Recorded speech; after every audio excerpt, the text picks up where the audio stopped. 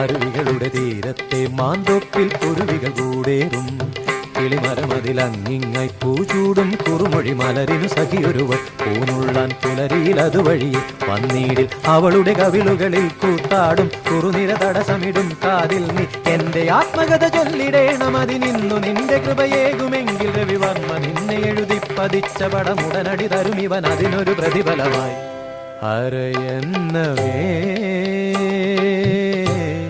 ആരോമലേ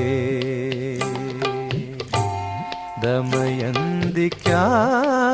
ദൂതുമായി പോകയോ